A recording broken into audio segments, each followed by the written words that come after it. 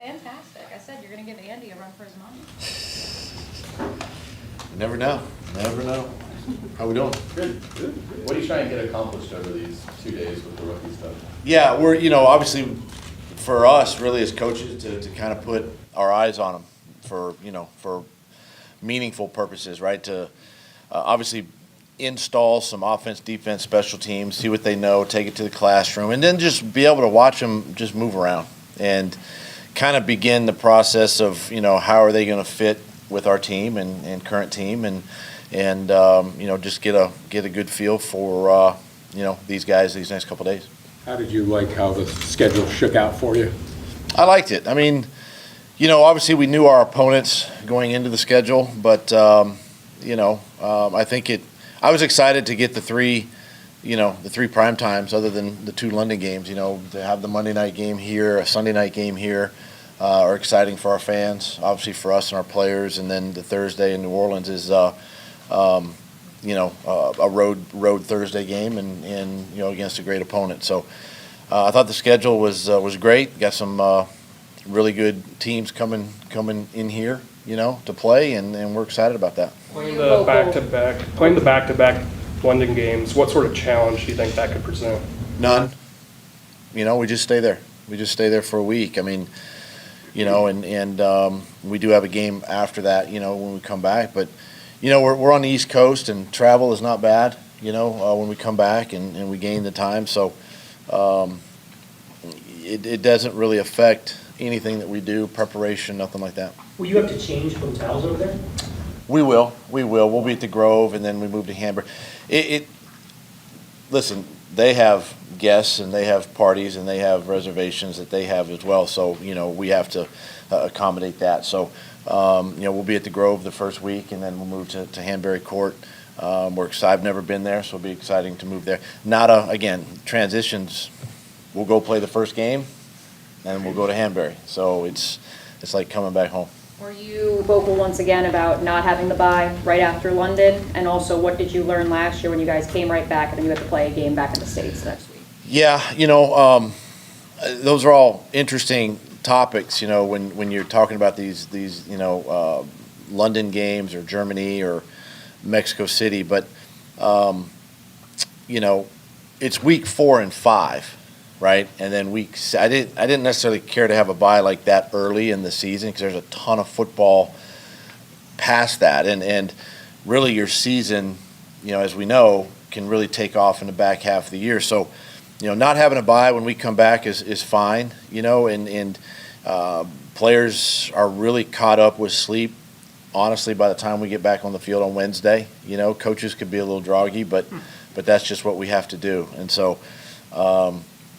It worked out for us last year. Obviously we'll learn from last year and some of the things that maybe we went through, the struggles we went through, especially early in that football game, and we'll just learn from that.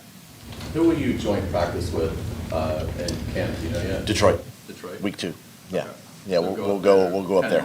Yeah, we'll go up there. Getting Buffalo in London instead of maybe late in the year in Buffalo, I mean, how big of a plus is that potentially? I mean, I think it's a plus to play them early, but again, as I look at it too, I mean, they're one of the top AFC teams, and so, you get them early, but again, you may have to, if things go well, you may have to go back to Buffalo in January. So, it's just one of those deals. But good football team. We're excited to play them, over in Europe. Chiefs week 2, home opener. Could you push for a 4 o'clock, or they just had to give you that 1 o'clock in the hot sun? I don't mind 1 o'clock. I mean, they have to come down here and play in it too. And I was in 13 when I was with the Chiefs. We opened up with Jacksonville here, first game of the year, and it was warm. Warm for both teams. But it's a great home opener for us. Obviously, we went there twice last year. Super Bowl team, obviously, and we know them. They know us, and it should be a good game, and we look forward to it. What's the timetable on Vintrell Miller? With practice? I'm not going to put a timetable on him.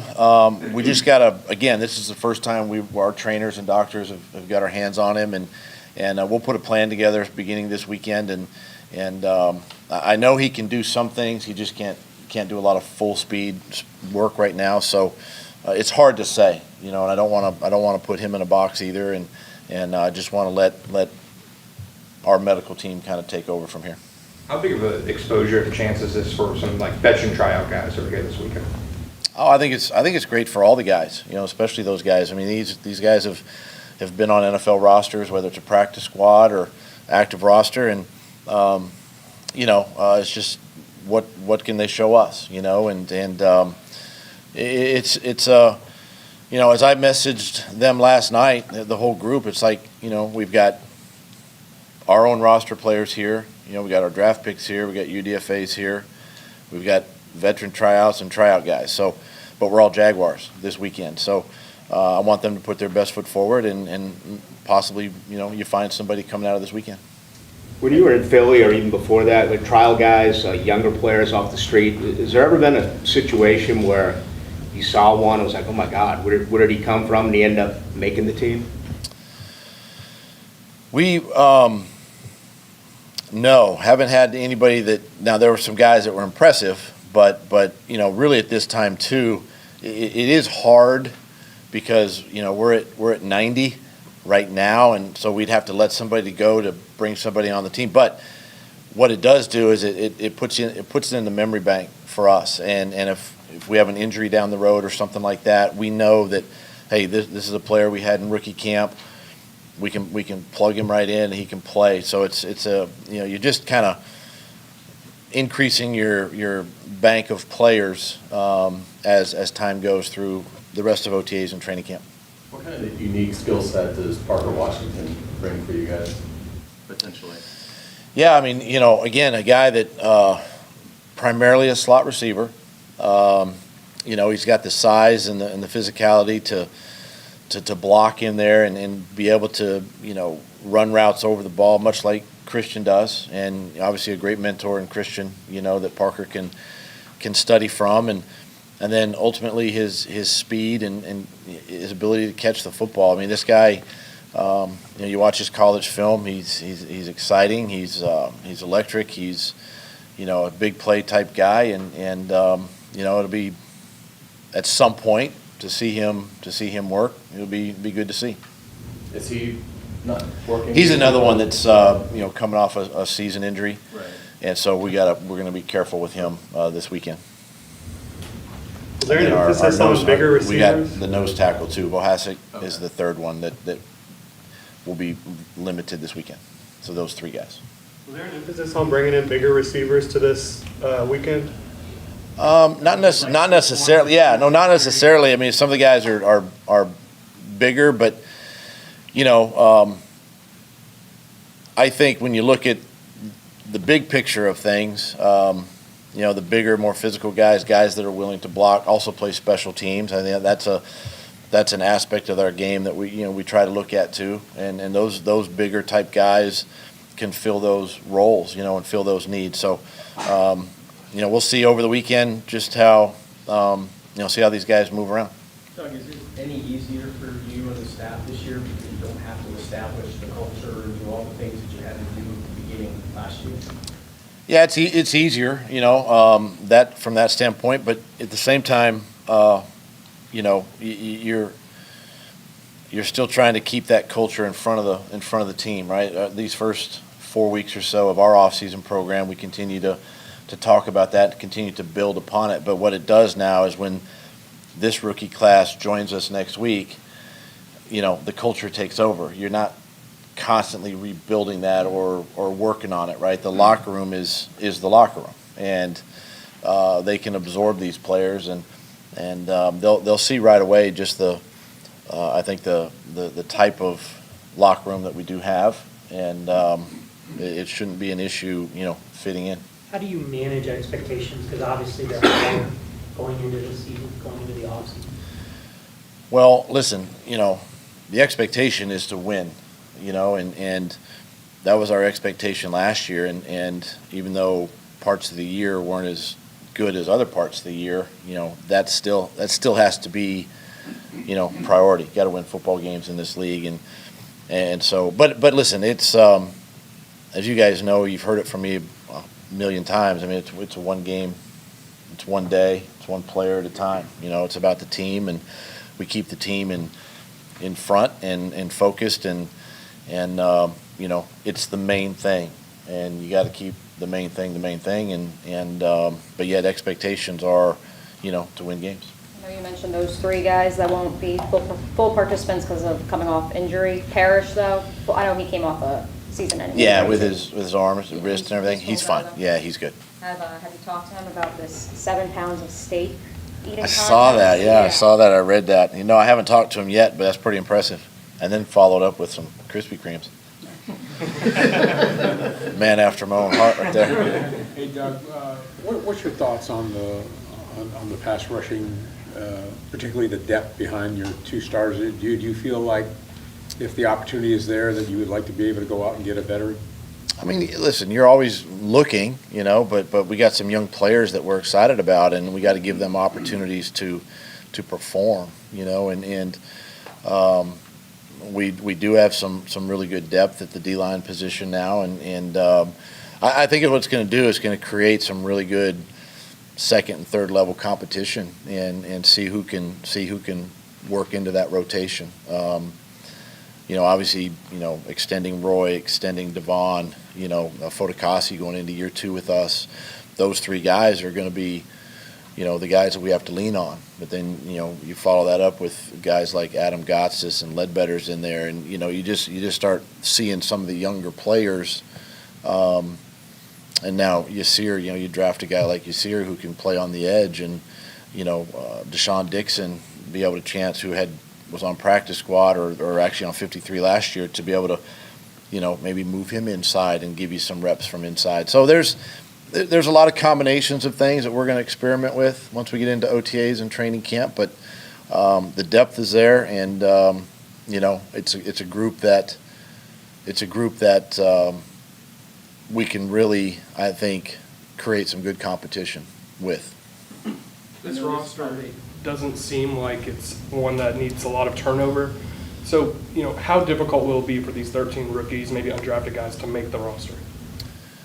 Well, it's always difficult, outside of, say, maybe your first-round pick or, your second, third-round pick. But, the rest of the guys are competing. They're competing with our guys. And that's what you want. That's what I want, as the head coach. I want the depth and the competition. And I want – you gotta.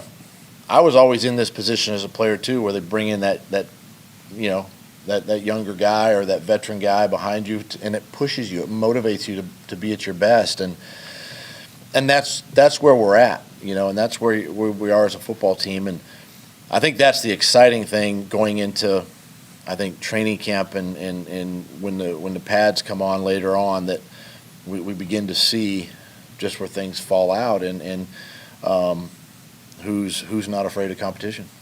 Yeah, I know it seems like it's probably a little further away, but the talk this week about having to potentially play home games somewhere else when and if the stadium renovations happen. Are you involved in any of that? Did you have to give any input? No, I'm not, and I'm just gonna worry on the team. That's my focus. That's that's where my head is at right now.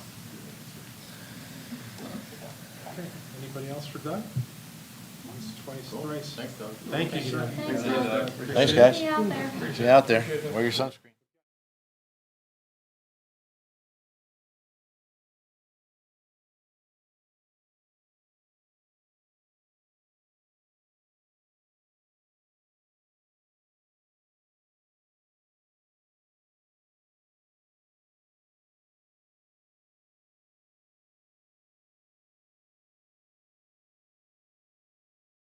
How are you? Hey, dating back to the draft, how surprised were you, if any, that Antonio Johnson was available when he was in the 5th round? A little bit surprised, but I think as you get into kind of that range in the draft, teams kind of diverge a little bit on what they need to fill out their rosters, and some players kind of slip a little bit, and you end up getting a good bargain on a guy. What kind of strengths do you see in him, in his game? In him, I think when you see him out there today, you'll see a long player. He's very tall, he's lean, he's got long arms, covers a lot of ground, and physical. He's a physical tackler. That's probably his best asset. I don't want to spoil the new Roku series that's coming out. They have described the Jags as the most active team on day 3. Okay. If you could give us some insight perhaps without, spoiling the TV series as to how busy you were. And I know obviously Trent alluded to it when we spoke with him that Saturday. Yeah, gotcha. It was busy. So I think we had 6 picks, I think, 3 6s, 3 7s. And the time frame on those picks is very small. So there's not a lot of trading. If there is a trade, it's happening very fast. And you're trying to get kind of everybody, make sure everybody's on board with these guys as they come off. And then you're also kind of trying to plan for free agency after the draft to fill out your 90. And as everything makes a pick, it changes, who's going to be available. So it is hectic, but it's fun. That's kind of the most active part of the draft weekend. Usually draft days are pretty boring. So a little bit of activity is fun. Are you still surprised that you guys really weren't able to trade up? Not really surprised. I think it's, sometimes it's just more difficult than others. You have to, it takes 2 to tango, right? The old cliche, but, and you have to get the right deal with the right team at the right time, and just, it just unfortunately didn't work. But I think we're pretty pleased with the guys we have. With Parker Washington, when you don't have his testing because of his ankle injury, what kind of challenge is that to kind of figure out and verify speed? Yeah, so that's an interesting one. You're exactly right. Testing numbers are becoming less and less available in the draft at this point. So his was necessarily because of injury, but we have some other ways to measure speed. We also have information from the school. Their strength coach can provide us with all kinds of information about it. And then a big part of what we do here is just the video. How fast does he play? How can he do the things that we're going to ask of him once he's here? And I think he certainly can do that. Do you have an estimate of what like his 40 would be? Not healthy? Fast enough. You know what I mean? I guess he falls in that category. Yeah. Do you get beaten down as the assistant GM in charge of making all those phone calls to try to move? Because Trent made it sound like you had a pretty rough day 3.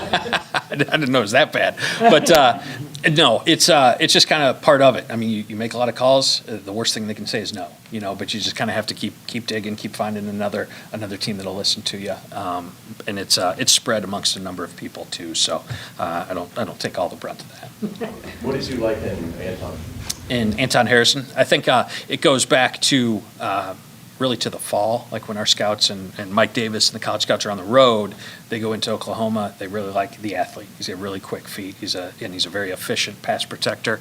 I think his pressures allowed rate is extremely low. And then mentally, he's been great.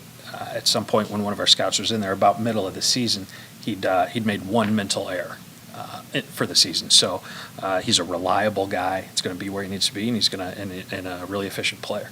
How important is it, just on your side, to get input from the positional coaches when it comes to picks like that? I know Phil was there at Oklahoma's pro day, so we'll get a look. Just how important is that? Yes, it's very important. If scouting and coaching and scouting aren't on the same page with a player, it's going to make it really hard for him to have success in any program. So, and Phil's done a great job. Phil likes to get out, get his hands on guys. He's kind of the typical O-line coach, and so he made a number of spots or a number of visits, and he really enjoyed it. And I think he comes back with information that he his specialty, right? So kind of the exact things that he's looking for, and when he finds it, he lets us know, and we try and get those players. What sold you guys on Ventrell Miller, guy who wasn't able to do anything since December, since surgery? So what was kind of maybe the push you over the top there for the fourth round? I think when you look at the film when Ventrell's healthy, he's a really good football player. He's very instinctive. He's quick. He can run. And then additionally, off the field and in the locker room there at Florida, he's been a multiple-year captain. He's a fantastic kid. He has the DNA, right, that we're looking for in the locker room. Brenton Strange said he had very limited, if at all, any contact. Have you ever drafted a player that had that limited of contact, and how would you describe his contact throughout his process? Yeah, so I have drafted players, with that amount of contact. I think actually it's probably pretty standard. I think we've had some really good connections at Penn State, that have coached him, hands-on coaching him. A lot of our information came from them, outside of the normal school visits that you do in the fall. So I think, we felt really good about the player, about the person, and about what he could do for us. I don't think we really had any questions at that point. How much did the scouts visit Penn State? Maybe he didn't realize, but they were there. Well, yeah, exactly. So Penn State, obviously one of the, the more prominent schools in the country. So we'll have really 3 scouts visit multiple times. We'll probably get up to like 6 times that we're there. And then, if they are playing in another area, we'll have, additional people watching them as well. When you got to undrafted free agency, what'd you like about DeQuan Jackson? DeQuan Jackson, that's an interesting case of kind of how the scouting process works. So he a little bit undersized, right? So he's not a guy that stands out in the fall during the season, but he tested pretty well. We go back and review guys after they test, and found out that like, hey, this guy's a really instinctive, savvy player, and he's a really good tackler. High percentage tackler. I think he's over 90% for his career. Then we get him here as a local workout guy. He does a nice job in front of the coaches there, and really kind of he earned his contract, with what he's done on the field and in every step of the way after that. With Abdullah, what did you guys sort of see in him? Obviously a smaller edge type of player, but what did you see on tape, I guess? Yeah, well, I think he's I don't know, I'd say small, I'd say short. So he is short but long-armed. He's kind of a wide frame guy, and when you see him, just watching him check in yesterday, he does have some thickness to him, some power on him. He is a little bit different though than the Trayvons and the Josh Allens of the world, just in terms of overall size.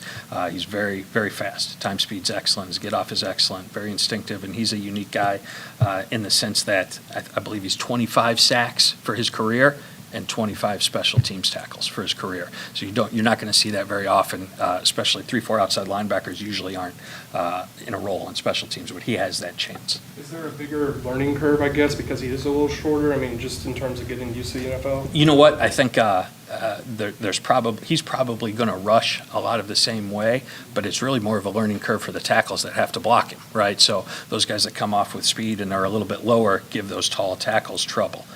So I think in his case, a lot of times it'll be an advantage. How do you evaluate a guy like Derek Parrish? Position change. There's not a lot of fullbacks in the league. Wasn't a fullback on the roster last year. Right. Yeah. So that's a tough one. What we do, and this kind of goes back, I think a long time ago. We had a player named Bruce Miller from Central Florida that led the nation in sacks, and we converted him to fullback, and he ended up being a pretty solid player. As long as they have instincts, as long as they can run, they're good with contact. I think there's a role for a guy in the NFL.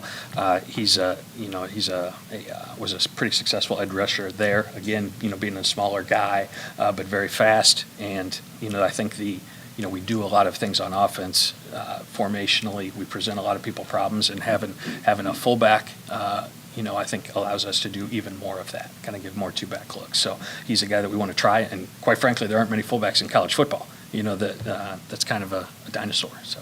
Do you see any similarities to Bruce Miller in him? On the field, they're both savvy and high effort. Yeah, absolutely. If you're able to say, how many of the 13 draft picks did you actually get to watch in college? Like, did you actually get to visit with? Visited with them quite a few, watched all of them, not watched in person in the fall, all of them. So, we spent a lot of time. We've kind of been locked in that room since the day we got back from Indianapolis, and have combed through everybody. So it was a pretty thorough process. Well, I'm curious if there's any of them that maybe like you. I know you alluded to Anton, you guys have had contact with so early in the process. If there was one that you just happened to watch so much, and then obviously you guys end up selecting him. Yeah, no, I think some of the guys at the later end of the draft, the Parrish, Vohasik, some of those guys were kind of guys that elevated themselves either through the testing process or through tape later as we got to them. But they proved themselves worthy. What was your assessment of Vohasik? Because Trent seemed to be really high on him. Yeah, and as you guys know, Trent loves the D-line, and that's kind of his specialty. But he's again a guy that came up late, and watch him, and he's kind of the throwback. He's the blue collar interior defensive lineman that has all of those qualities, and he's a unique case in that he was a junior college player, so he wasn't really highly recruited out of high school, and North Carolina is not taking very many junior college players, right? And he ended up there and had a heck of a career. And what we hear is we heard a lot of good things about him from the school, from North Carolina, but then when you talk to the schools they play, that's always somebody that they bring up like, hey, take a look at this guy. He gave us problems, and he ended up proving right. Going back to the fullback real quick, he hasn't played a ton of fullback, right? Correct. So how do you find out, like, I assume the fullback in the offense, you're gonna want him to catch the ball, be able to catch the ball, Mhm. that'd be an ideal. How do you find out whether this guy can catch the ball? That's good hand. Yeah, at the pro day, take him off Really? to the side Okay. and play catch with him, or, kind of, see whatever information you can find on a player. How important was the all-star circuit for some of these debut guys? I know a couple of them were East-West Shrine Game guys. Yeah, so the All-Star Game circuit is that's one of the tougher evaluations ever, because people come in so many different stages, right? So if you're, playing in the national championship game, you're at the peak of your season and you jump right into an All-Star game where some guy might have been, played in the last game in Thanksgiving. So everybody's at different stages. Everybody has been probably training for the combine and then back to football. So it's great. Probably the best thing that we get out of it is the chance to sit down and talk with them face to face and kind of establish that contact and, make a connection and see if he's the type of guy that we want here. The crowded running back room, what does Tank bring to the table? What do you like about his career? So, love Tank. Love what he brings, as a kind of well-rounded running back. So when you look at, you just throw the stats out, top 5 fastest running backs in the draft, top 5 heaviest running backs in the draft, top 5 yards after contact in the draft. So he's a guy that plays physical, he plays aggressive, he's going to finish runs going forward, and then despite that physicality, he's still pretty effective in the passing game. So I think that gives us, another guy, I think in this day and age, leaning on one running back's pretty hard. So the more you have in that room, the better. Final roster spots. Does money come in? I mean, you look at final contracts years like Thomas and Clay Brooks and Shaq Quarterman. Very little dead money, but if you let go of them, you bring back about $1 million apiece. How do you weigh that compared to rookies or undrafted rookies who may cost half as Gotcha. much? Does that come into play So when I you think make a decision? without getting into those specific guys, basically every time you're looking at a player or potentially making a move, it's how does it affect the team and the on-field product, how does it affect the locker room, and then how does it affect the salary cap? And so all of those three things kind of have to align with what we're trying to do in order to make that move. What's the best case scenario? A guy's got 3 years of knowledge to be here again, or looking down the road about, financially, maybe you can say goodbye to a couple of those players and go out and get another free agent? Yeah, again, I think it's all kind of on that individual case. Do we have somebody in the wings that we see, can ascend past what we have? If we do, that's great. Or hey, what's available in the draft? What's available in free agency? And just kind of trying to put all of those pieces together and figure out what's best for us. First 3 draft picks and maybe even the fullback will potentially help you in short yardage. When do you guys first have that conversation with the coaching staff or internally in terms of this is an area we need to go and get better at? Gotcha. Well, constantly throughout the year, as the season progresses, how can we tweak the roster to get it better? And then really a big time is immediately after the season. Let's sit down, let's see what the contract situation is, let's see, what we were good at, what we weren't good at, and, how can we improve? And the coaches kind of, they evaluate the players, we evaluate the players, what are their potential roles, and what they see their needs are. And then we try and go through and fill as many as we can. Where was that on the list of needs, getting better in short yardage? Well, I think getting better in the run game overall is, and pass game overall, I mean, that's schematically, again, that's more Doug, but hey, that's something that anytime we can get them a weapon that diversifies their offense or defense, it's good for us. All right, you have time for one more? What was this like for you? Because I believe you came in last July, August, or you were here? I came maybe like roughly now. Yeah.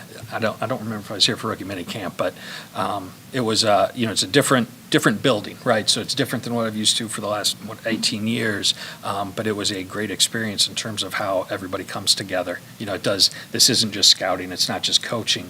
Fergie and the medical team did physicals or medical workups on probably 500 players. They do that. Marcus Pollard and his group help us with interviews, help us kind of find out about the person, right?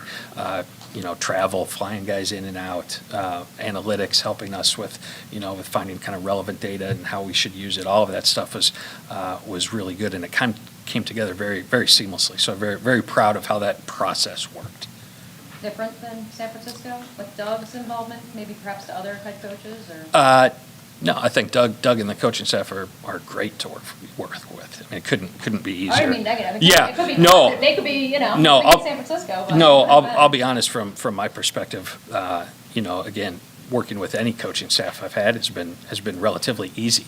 It's just making sure that we get on the same page and if it's a player we both like, let's get them. And if there are concerns on either side, maybe we need to hit the brakes and look at somebody else. So. Thank you. All right, thank you. You bet. All right, you guys.